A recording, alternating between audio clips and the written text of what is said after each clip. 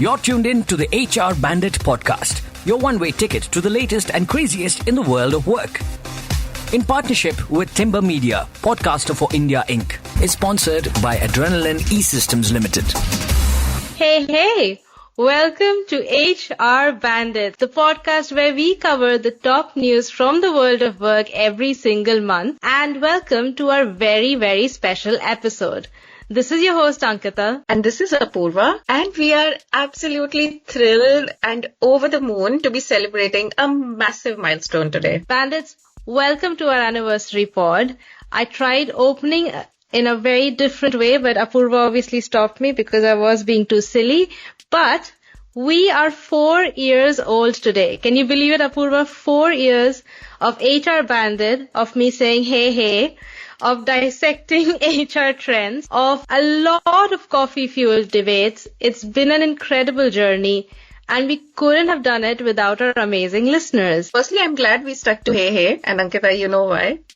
But yeah, what a journey indeed. While I joined you only in 2023, I have actively followed your journey with this podcast, and the way you are committed to it and just have kept it going, it's truly phenomenal. Thank you.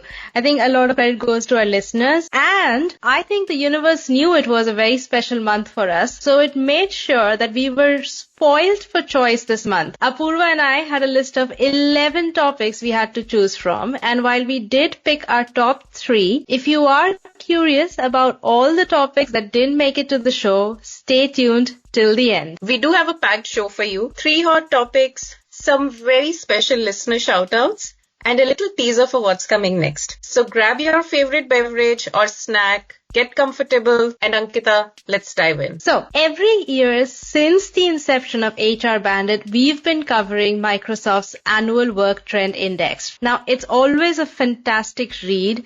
It has a lot of data, a lot of research that goes into it.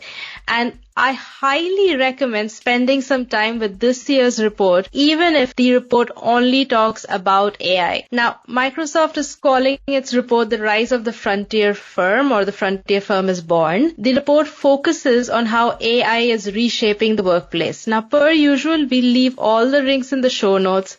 I have a lot to say on this topic, but before I give my top takeaways, Apoorva, what's one thing or many from the report that stood out for you? So there's definitely a few things that stood out. I found it really intriguing how the report describes this 3-phase journey to achieve the frontier firm stage. So initially, this 3-stage journey is described in this way. So initially, AI will be your personal assistant, tackling repetitive tasks and boosting your efficiency. Then it evolves into a digital colleague, joining the team to handle specific projects, kind of like an AI researcher drafting a go-to-market plan, essentially equipping employees with new skills and freeing up time for higher value work. Finally, AI agents will manage entire business processes and workflows, with humans providing direction and stepping in for exceptions. Think of it like the progression of AI in software development, but applied to all kind of knowledge work. So for example, imagine supply chain roles where AI handles the logistics while employees focus on strategy and relationships. This 3-phase journey, the way it's described in the report, won't be a very rigid linear path. Many organizations would likely navigate all 3 phases at once. Now looking at this, considering this, if I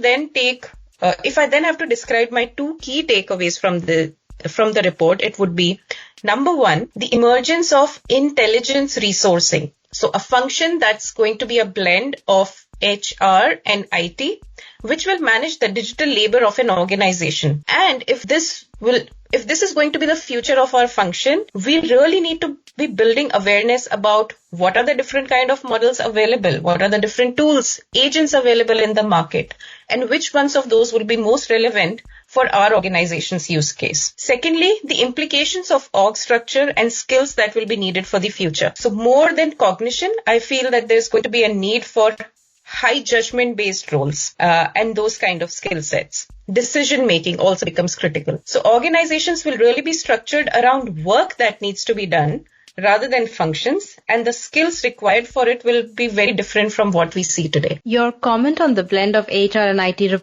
reminds me of the one news item that we actually saw but didn't add, is Moderna merging its tech and HR teams. And I do think we'll see more and more of it. The other thing is that everything I'm seeing is literally telling me that we in HR are falling behind in helping the business plan for an AI embedded workforce.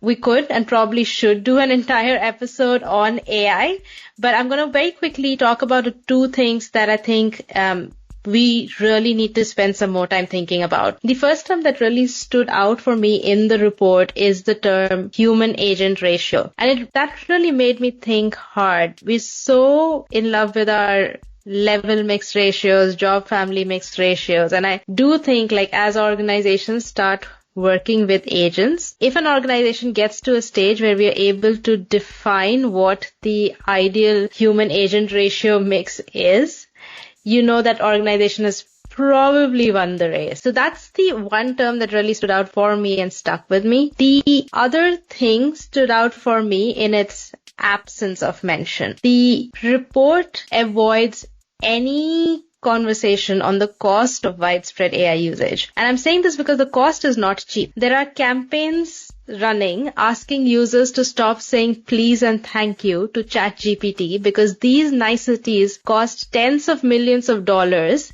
in electricity costs to ChatGPT. On the other hand, Microsoft says that being polite to your AI chatbot not only ensures you get the same graciousness in return, but it also improves the AI's responsiveness and performance. Now, if I had to make a choice between sustainability and my agent saying thank you and please, I would probably choose sustainability. But this gap in acknowledging it is really surprising to me. And it's also, I read this report a few days ago on Meta's new data center somewhere in the US. And this data center was built on acres of fertile land and has literally destroyed communities around it due to a large environmental impact and spreading across all aspects, including light pollution. Now, we keep talking about sustainability and climate change and everything else, but we've somehow managed to bury this conversation of how Gen AI and agentic AI needs to walk hand in hand with sustainability. And I really think that is a conversation I would really like to see more. Yeah,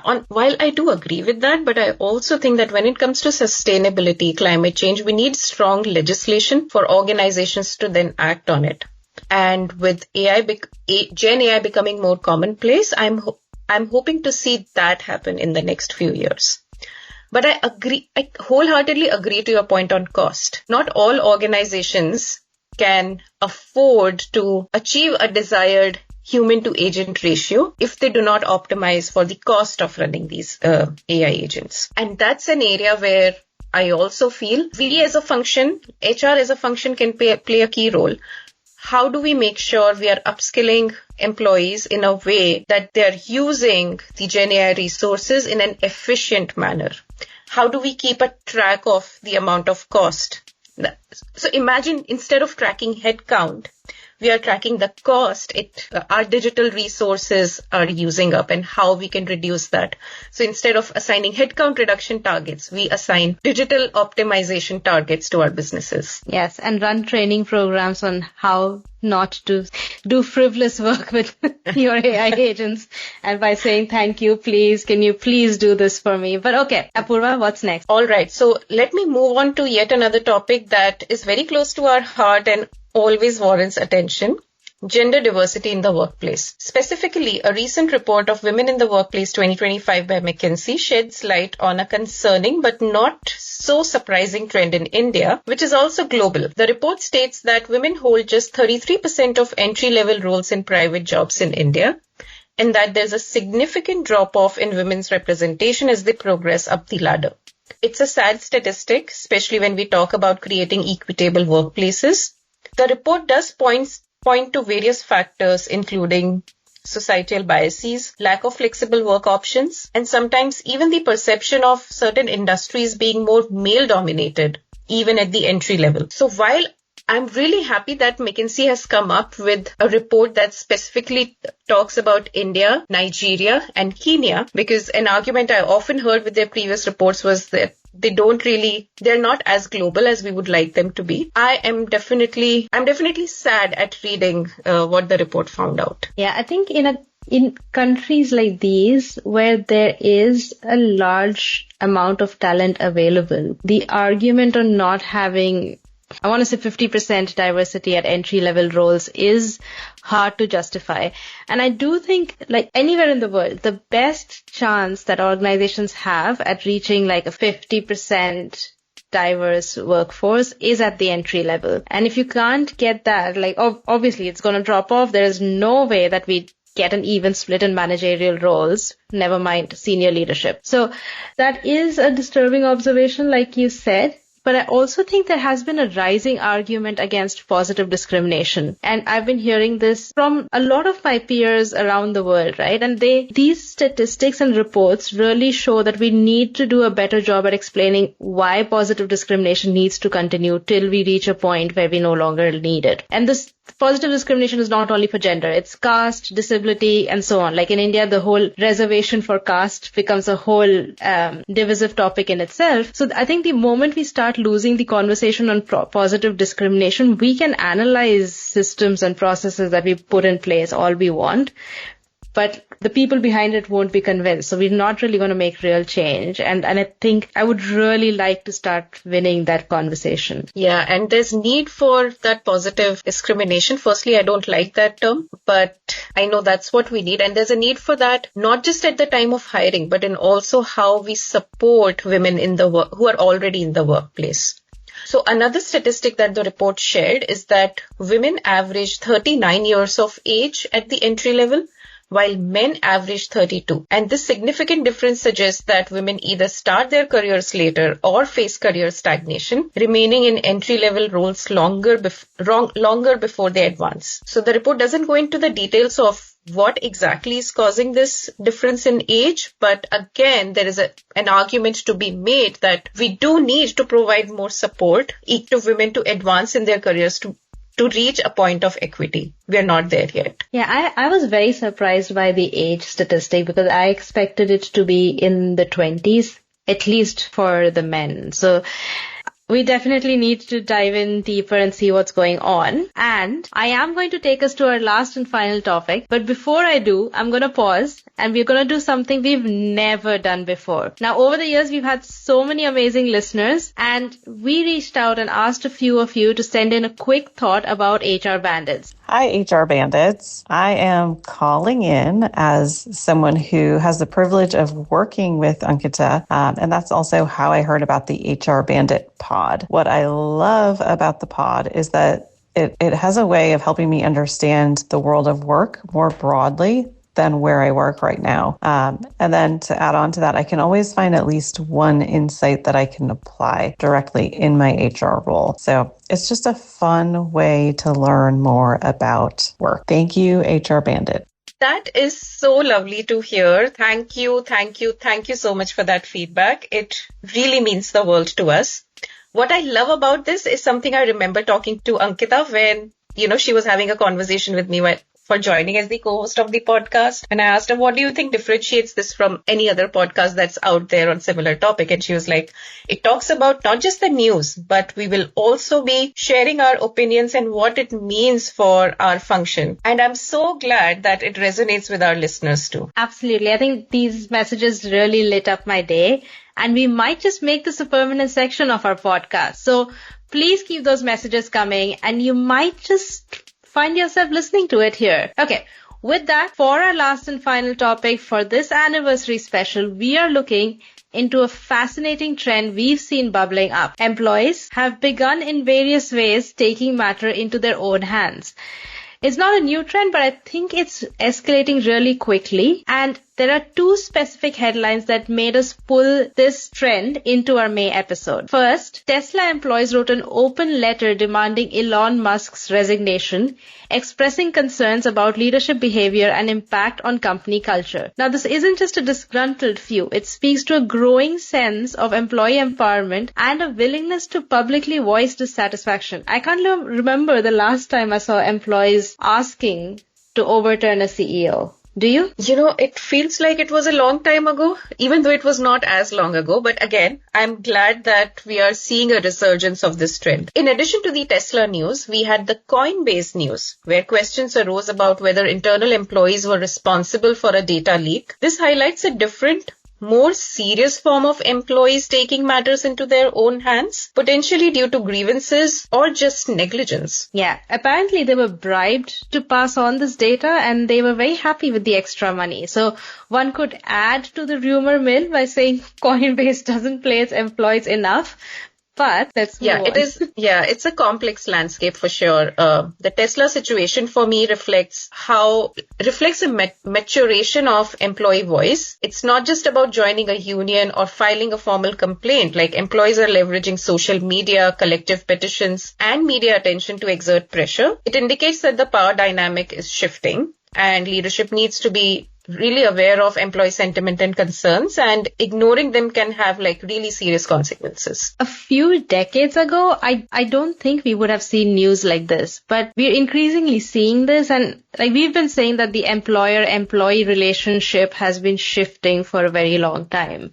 And as with any relationship, trust, transparency, and listening isn't optional. I think when employees feel unheard or where there's a significant disconnect between leadership actions and stated values, employees will find other avenues to express their concerns. So for our profession, I think it's important that we bridge the gap, and we need to double down on psychological safety, and we really need to institute mechanisms where grievances can be heard and acted upon. Absolutely. And then on the flip side, the Coinbase example is a stark reminder of the risks when trust erodes or when employees feel that they don't have the freedom. It highlights the need for strong internal controls, but more importantly, for a culture of trust and ethical conduct. When employees feel valued, they are less likely to act against the organization's interest. So employee engagement isn't just about productivity. It's also about mitigating risk and fostering a loyal workforce. Yeah, I don't know about loyalty, but I do definitely know that we need to start talking about the power dynamics and really acknowledging, I think, that what worked before isn't going to work anymore. It's always been true, and I think will continue to be true. Yeah. Okay, so that was a lot of news. But before we start wrapping up, here's another caller who was kind enough to share their feedback with us. Hi there, long-time listener, first-time caller. I've always wanted to say that. I have really been loving the HR Bandits podcast. I think that the discussion around the so what from a practical and strategic perspective on some of the topics that are covered that are circulating in the news has really made me think, particularly some of the thoughts around agentic workers being spies. I was really thinking a lot about that, and it's really gotten my creative juices flowing for how I might solve for it. And I'm just so grateful that you both take the time to really think through what might be relevant for your HR audience or your business leader audience. And thanks for the time and attention you put into creating such useful, valuable content. Cheers to the years ahead. Thanks. I love the opening phrase, and I think it's one I'm going to steal. Now, I'm hoping we get a lot more first-time callers. And before we start inching towards the end, can I just read out this message we got from another listener? Go for it. Okay, so we posted this on LinkedIn, but in case you missed it, one listener said, I've heard 2 episodes of HR Bandits. I really like it. Apoorva and Ankita are fun to listen to. And I have been thinking about the upsides and downsides of a flat organization recently, including how the organization needs to think creatively and proactively about offering growth and development opportunities for ICs. And then they talked about that exact thing. I love the idea of lateral rotations. It's such an interesting way to grow employees and help the org without creating new roles per se. Their analysis was really engaging and smart. I like that the show is part news and part commentary. It's thought-provoking and informative, yet easily digestible. Yay! I'm so happy to reread this and re-listen to this feedback, and it really made my day. I think I agree with you, Ankita, that we need to make these a permanent feature. I know, there's such feel-good moments. But with that, I'm going to wrap up our top 3 things from the world of work this month, from AI reshaping roles to gender imbalances and employee activism. It's never a dull moment at work. Not at all. But before we go, here are 3 other things you should know. Number 1, May 20 was also International HR Day. Yes, we do get a day, so if you haven't already, take a moment to celebrate. Second, layoffs continued with Burberry and Microsoft culling their workforce. And lastly, we did make a small mention of it. Moderna merged its tech and HR teams, which is definitely a topic we need to talk about some more. We will. And there are just so many deep dives that we need to start doing. And of course, the piece of news that we haven't mentioned is Workday. It is all over the news because of its AI hiring tools and class action. But what a month. And as we wrap up this special 4-year anniversary episode, which is without doubt our best one yet, we want to extend a massive thank you once again to all our listeners. You are the reason we come back and do this every single month. And speaking of reasons, drum rolls please. We have a special episode lined up for June. Our next episode will be a deep dive into the idea that HR is currently at an inflection point. We'll be exploring how global shifts, technological advancements, and evolving employee expectations mean that HR can no longer operate as it once did. It's a moment of immense challenge, but also incredible opportunity for us. I am looking forward to that conversation. It's going to be one you don't want to miss. And if you have thoughts about this topic, send us either a few lines or a voice note, and we will incorporate it. And if you want to see the full set of topics we pulled together for May, along with our commentary on why they should be added or left out, head over to either Ankita's or my blog. Additionally, in the next episode, we will also cover some questions that we received from our listeners. So please do keep them coming. That's it from us on this very special 4-year anniversary episode of HR Bandit. And while we are not singing happy birthday this year, like we did last year, you can go back to our episode last May if you want to hear Apoorva and I sing happy birthday to the podcast. I'm going to get us out of here. On behalf of NHRD and Apoorva, this is Ankita and we are out. You're tuned in to the HR Bandit podcast, your one-way ticket to the latest and craziest in the world of work. In partnership with Timber Media, podcaster for India Inc. is sponsored by Adrenaline E-Systems Limited.